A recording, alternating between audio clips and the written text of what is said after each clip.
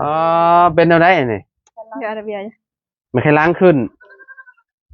โอ้จักมือเลยแม่มาเนี่ยเปล่า3 มื้อเลยแม่มาเนี่ยเปล่าบ่ได้ไปหาหมอบ่บ่อ้าวบาดนี่เจ็บทรมานอยู่เนาะเดียวนะ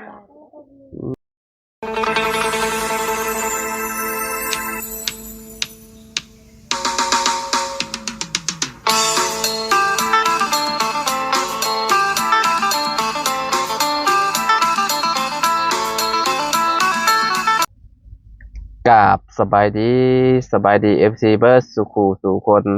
บ่ว่าสิอยู่ในและก็ต่างประเทศเด้อพี่น้องก็ยินดีต้อนรับเข้าสู่ช่องบ่าวลาวสตูดิโอนะพี่น้องเนาะเอามื้อนี้พี่น้องเฮาก็อยู่ที่บ้านน้องน้ำเพิ่นพี่น้องเอ้ยเนาะมามื้อนี้ก็โอ้ห้องน้ำน้องน้ำเพิ่นตั้งขึ้นเรียบร้อยแล้วพี่น้องเอ้ยเนาะทางพ่อน้องลาน้อยเพิ่นก็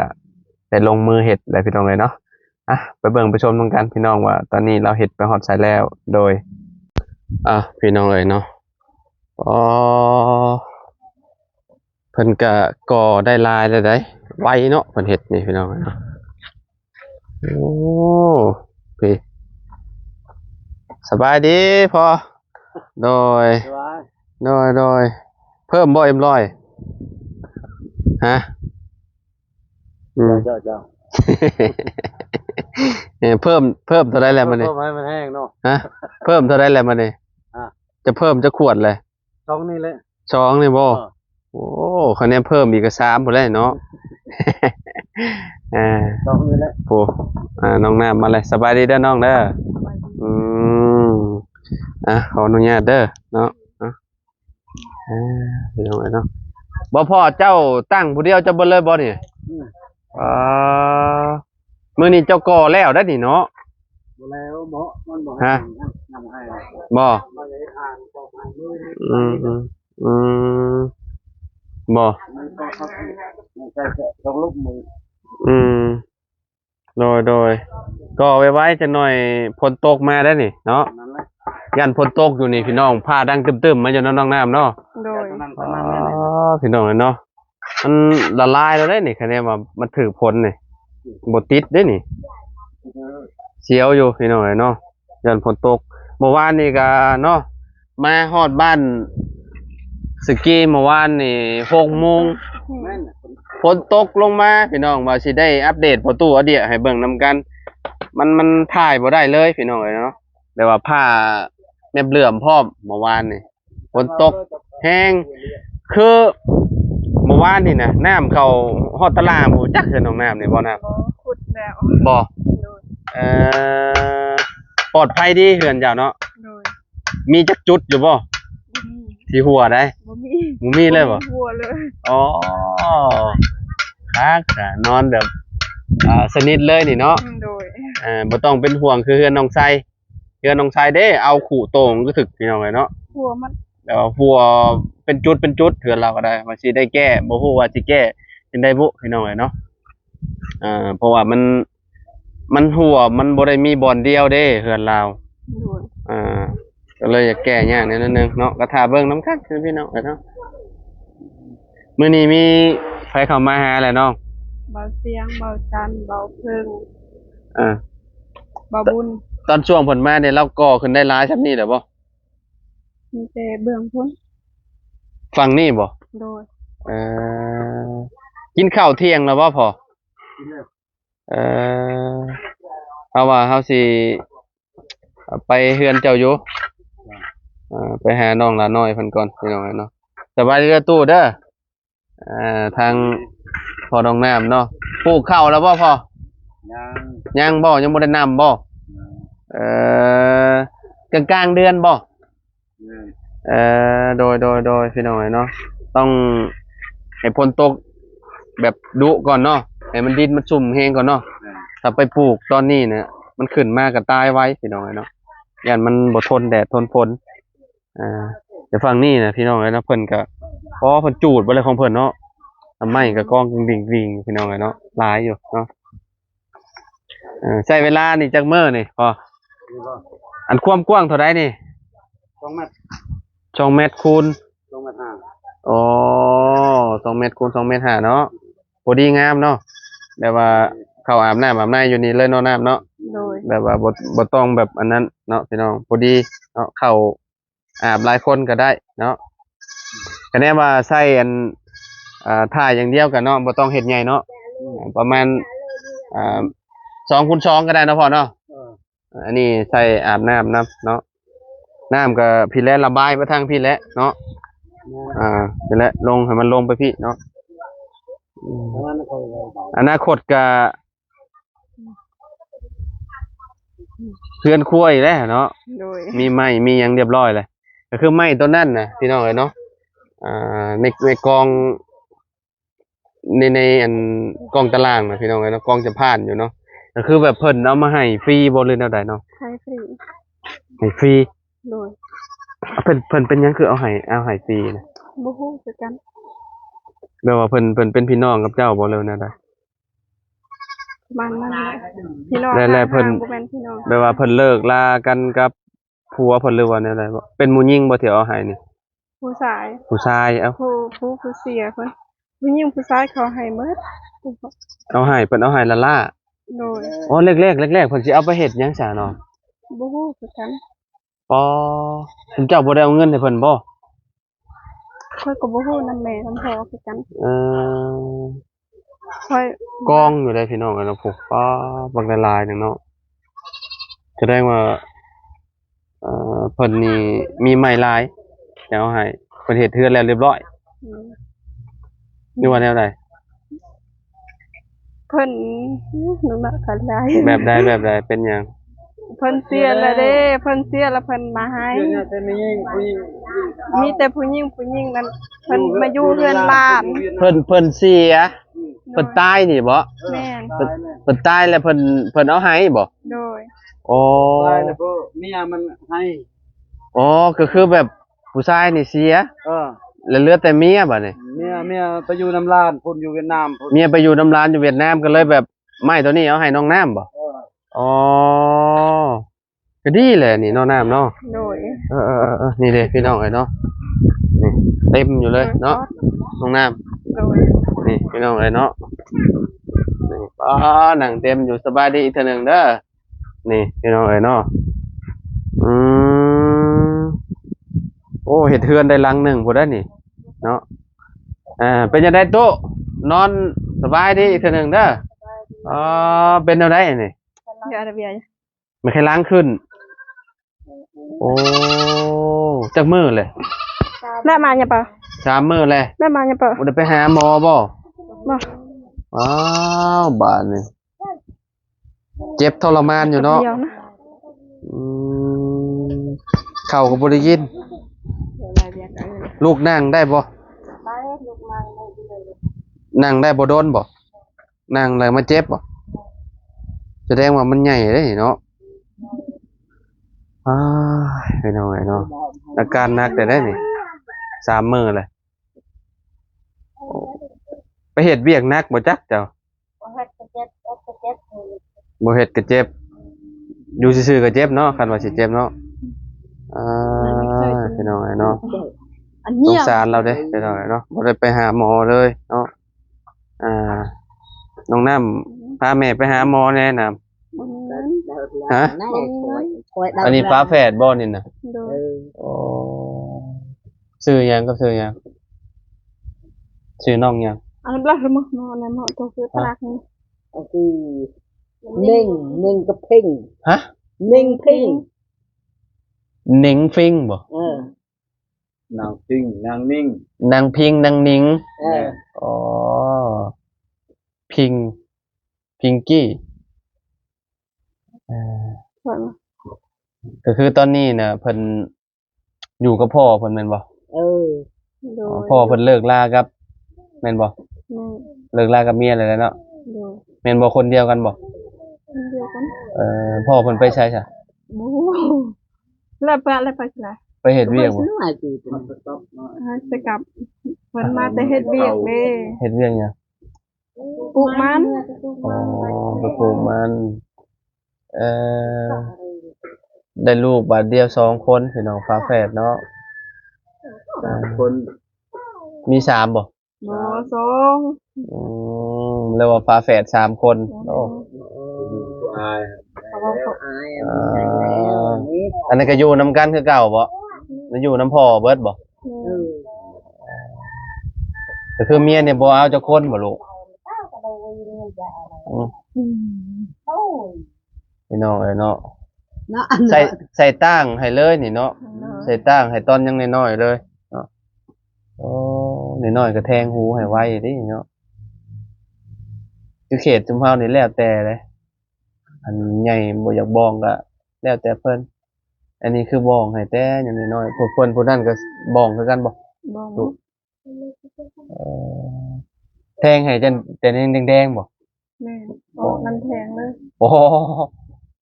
บ่เจ็บบ่เนาะอ๋อโหดเกินพี่น้องเนาะอืมอ่ะพี่น้องเนาะมื้อนี้ก็มาอัปเดตนี่แหละห้องน้ำเพิ่นพี่น้องเนาะก็เอ่อบ่ได้เข้ามาเมื่อวานนี่เนาะพอดีว่าฝนตกแล้วก็บ่ได้เข้ามาพี่น้องเนาะมาก็มาเห็นทั้งพ่อน้องน้ำ เจอต้นฮัดเจอ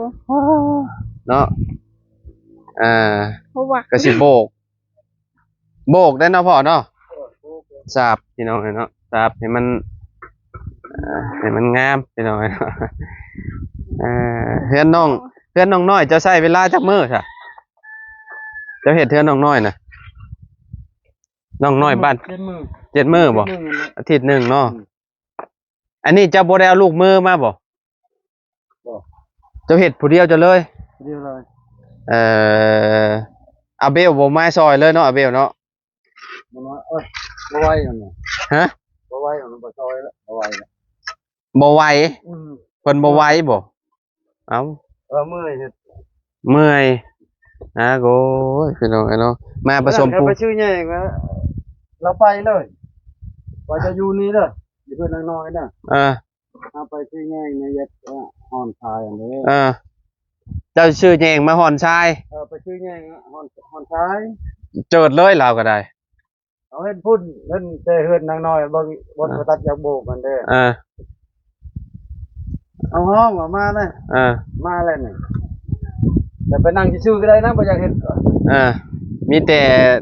ย่างไปเลย โอ้ยเนาะ บ่ค่อยเฮ็ดนะเอาปัดให้ละเอียดนะเคย แต่ว่าเรื่องผสมปูนเพิ่นก็บ่เคยผสมบ่ บ่เคย อ๋อมี เพิ่นว่านำมาเอาน้อยนึงในยอดมันเอาบวยนึงอะโอ้ยเป็นน้ำหมดเลยนี่ เอาน้ำคอยหยดใส่พอเอาใส่ไปกระบวย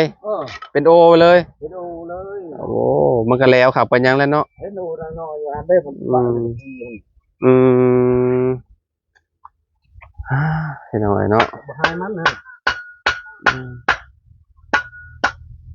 คนเพิ่น ยังมีนั่น บ่คนเพิ่นเป็นแบบนั้นเนาะ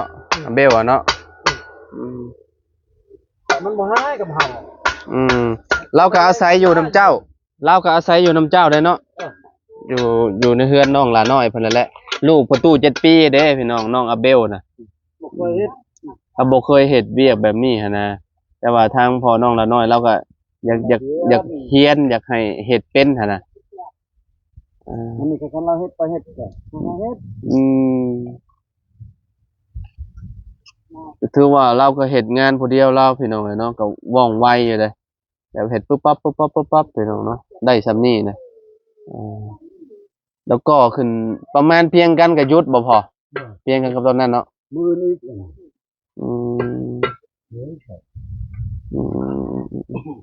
ี๋ยวมาที่มังนั่นแหละงานก็เฮ็ด โอ้ย อันยังโตตา ยัง อันยังสมังนี่เด้อไว้มันหมดตรงนึงเลย สิมัง ปูนั่นปู โอ้ยังเหลือเท่าใดน่ะ โอ้ยังได้โลนึงโลปลายพุ่น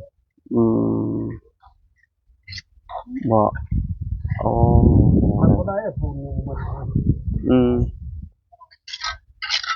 ปูนนี่อัดแน่มา แบบนี้น่ะถูกต้องแบบนี้นี่มันสิลงง่ายอยู่น้ำนี่แบบว่า มัน พูดแล้วมือ อยู่ฝั่งนี้มันค่อยเด้เนาะเวลาล่างลงมาเนี่ยมันก็สิโตนลงไวอยู่น้ำมื้อเอิ้นเจ้าก็ก่อแล้วแหละมื้อเอิ้นเฮาว่ามันบ่ได้เรือยังบ่ได้หลายปานใดเด้ มันก็ได้มือได้ใช้ช่องลบน้อยนึง มื้อนี้ก็ยังได้ส่ำนี้แหละเนาะ ใช่ครับคราวนี้ได้ช่องลบพอดีนะ อืมใช่ฝั่งนั้นกับฝั่งนี้เนาะฝั่งลบมีจักก้อนน่ะ มัดเลยแต่หอบเลยนะ มาฝั่งนี้แต่ฝั่งนี้เนาะ ประมาณ3ด้านทางหน้าบ่ได้ใส่หรอวะ ใช่ ทางหน้าก็ใส่คือกัน ก้อนหนึ่ง ทางหน้าก้อนหนึงอ๋อใส่4ด้านเลยเนาะอืมเป็นจั่งใดบัดนี่ ดีใจ อีกบ่โดนนั่นนี่ โดย ได้ใช้ห้องน้ำแล้วยามฝนก็บ่ย้านแล้วบาด อืม แต่เก่ายังว่า ลงน้ำมาทีไรก็ได้ใช้เลย แต่เก่าเจ้ายังว่าผู้ป่ามันก็เบิดแล้วเด้ของมื้อนี่ป่าเบิดแล้วได้ห้องน้ำ โดยมีแต่ขี้คนมีแต่ระเบิดก็ต่ออยู่ ใช่ อยู่ป่าพุ่น เอ่อประมาณ20ปลายปีเนาะ โดย ที่ว่าเฮาไปใส่ห้องน้ำแบบว่าอยู่ป่าพี่น้องเนาะแม่นบ่นะครับ นี่ ใส่เป็นอยู่บ่น่ะ ไปเป็นอยู่ บ่พ่อกับแม่จะว่าบ่เข้าบ่จักเขาว่า บ่ฮู้ก็ เนาะแบบว่าบ่เคยแล้วญาติบ่กล้าเข้าซ้ำบ่จักเขาบางคนแบบว่าบ่เคยเนาะพ่อเนาะเคยมีแต่อยู่ป่าเนาะอันนี้แหละมันสะดวกสบายห้องน้ำมี ครับนั่น เวลาเขาปวดหนักปวดเบากลางคืนก็โอ้ยลงมาแต่เฮือนก็เข้าได้เลย เอาน้ำไปนั่งกับหมูก็บ่ได้ขี้อยู่ อืม จะไปป่าจะขี้หรือมีน้ำล่างเลย หาน้ำล้างกันยากเลยเนาะ ยากเลย ใช่แน่แต่ น้ำจั่ว เฮือนน้องน้ำเพิ่นมีน้ำครบนะพี่น้อยเนาะน้ำก็อยู่มุมนี้เลยนี่ต่อเขาเลยห้องน้ำสะดวกสบายแน่เนาะแต่เฮือนน้องปูนาเนี่ยโอ้ย บ่มีนะ แม่นอันน้ำแบบนี้แล้วนี่ ไปตักเอา เป็นท่อแบบนี้นะตักขึ้นมาแล้วก็หาไปใส่ห้องน้ำบ่เมื่อย เมื่อย แม่นเมื่อยแบบนั้นเฮือนเจ้ายังว่าเด้สายยางเจ้าก็มีเจ้าก็ต่อเขารถแล้วเจ้าบ่อยาก สบาย เออสบายพัฒนาขึ้น โดย อ่าบ่ต้องเฮ็ดหยังแล้วบัด แล้วไปเฮ็ดสวนมัน อ่า เดี๋ยวไปเฮ็ด แล้วเมื่อใดสิไปเฮ็ดสวนมันน่ะ ยังบ่ฮู้ โดนบ่ ยังโดน เออบ่โดนติมันสิเบิดจะหน่อยคนมาดุนี่โอ้ ไปเชียร์หยามัน อ๋อเสียหยังมันเนาะ โดย ไกลบ่สวนน่ะ ขอบคุณสวน ข้ามไปฝั่งนั้นก็แม่นเนาะ โดย ข้ามไปพุ่นบ่ โดย โอ้บ่ไกลจ้ะ อืม มองปลูกข้าวได้ฉันน้องน้ มันไก่แล้วอีก ำจักกิโลไป ประมาณ2ชั่วโมงปลายคน 2 ชั่วโมงไป แม่น ย่าง2 ชั่วโมงไป โดย อ๋อบ่สิฮอดเนาะ ไก่ ใกล้ๆหนึงเนาะน้องน้ำเนาะเอ่อแสดงว่าบัดปลูกข้าวนี่พ่อกับแม่ต้องนอนจะพูดเนาะ โดยไปโน่น เจ้าต้องเที่ยวเอาบ่ โดย อืม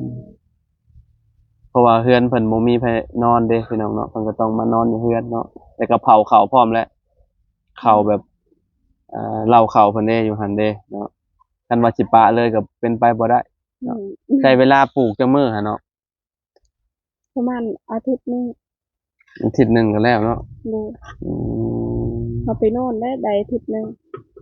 บ่ โดย คันว่าบ่นอนนี่แบบคือหลายมื้อแล้วเนาะสิได้เนาะ ได้มื้อ เพราะว่าเฮาเที่ยวเอาเพื่อสิเฮาเพื่อสิฮอดนั่นน่ะ เห็นเขาไปโน่นตื่นไปเช้านั้นคนนึงเฮ็ดกินคนนึง ผู้หนึงนำเขาติ โดย ก็ได้แล้วเนาะเดี๋ยวฝนตกฤดูนี่เพิ่นก็เริ่มลงมือปลูกฟังแล้วพี่น้องเอ้ยเนาะแบบทางนี้เพิ่นสิปลูกข้าวให้เด้พี่น้องเอ้ยเนาะอยู่ทางลาวหลุมก็เริ่มไถหุดพี่น้องไถหุดตะกร้าเมียนฝนตกแล้วก็หวานกล้าแล้วจักหน่อยค่อยกับ เมื่อดำหน้า มือดำนาแล้วข้อยก็เมื่อวันกล้า